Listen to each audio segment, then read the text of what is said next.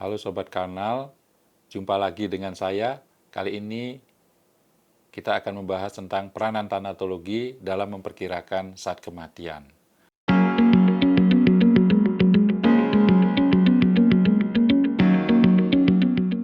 Perubahan-perubahan yang terjadi beberapa saat setelah kematian atau tanda-tanda kematian sekunder seperti lebam mayat atau livor mortis, rigor mortis atau kaku mayat, dan dekomposisi, ini ada pola waktunya. Dengan mengetahui adanya pola waktu dari tanda-tanda kematian tersebut, kita bisa memperkirakan saat kematian. Seperti lebam mayat atau livor mortis, ini mulai muncul 30 menit sampai 2 jam setelah kematian, kemudian menetap 6 sampai 8 jam postmortem.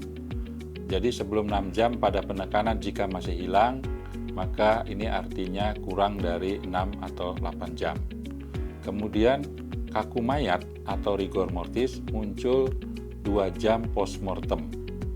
Dimulai dari otot-otot kecil, kemudian menetap 12 jam sampai 24 jam, yang artinya semua persendian sudah semuanya sukar digerakkan atau dilawan.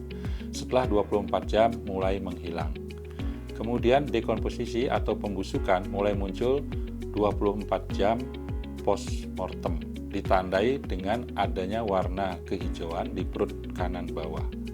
Dengan mengetahui pada pemeriksaan jenazah tanda-tanda kematian tersebut, misalkan kita melihat pada lebam mayatnya ada, kemudian masih hilang dengan penekanan, kemudian kaku mayatnya ada pada beberapa sendi, misalnya sendi rahang, sendi leher, kemudian pembusukan belum ada, yaitu tidak ada warna kehijauan di perut kanan bawah.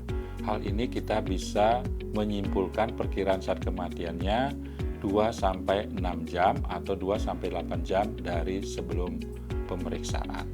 Untuk perkiraan saat kematian, selain dengan melihat tanda-tanda kematian sekunder seperti lebam, kaku mayat, dan pembusukan, kita juga bisa melihat dari penurunan suhu tubuh. Nah, dengan catatan ini baik dilakukan untuk penilaian perkiraan saat kematian dan penurunan suhu tubuh di tempat kejadian peristiwa atau TKP, dengan catatan bahwa suhu lingkungan harus dianggap konstan. Kemudian kita menggunakan formula atau rumus dalam derajat Celcius, di mana rumusnya suhu tubuh normal 30 derajat Celcius dikurangi suhu rektal ditambah 3. Misalkan di suhu lingkungan 30 derajat Celcius, kemudian suhu rektal ditemukan 34, maka kita bisa memperkirakan saat kematiannya dengan masukkan ke dalam rumus 37 dikurangi 34, sehingga 3 ditambah 3, berarti kita bisa memperkirakan saat kematiannya 6 jam sebelum pemeriksaan. Namun untuk memperkirakan saat kematian, yang untuk mendekati ketepatan, kita harus menggunakan banyak metode. Jadi artinya analisis secara bersama-sama, tidak hanya dari tanda-tanda kematian sekunder seperti perubahan suhu, lebam mayat, kaku mayat, dan pembusukan, juga dengan melihat seperti pengosongan lambung, kemudian pertumbuhan rambut, kumis, dan jenggot, kemudian juga misalnya dari kekeruan kornea. Jika kita jumpai ada kekeruan kornea, hal ini berarti sudah lebih dari 6 jam postmortem.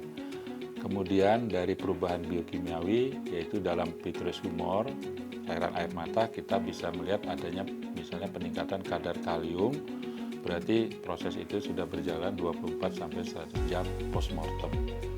Nah, yang sekarang yang paling canggih di negara-negara maju memang sudah menggunakan dengan melihat dari perubahan DNA dari organ.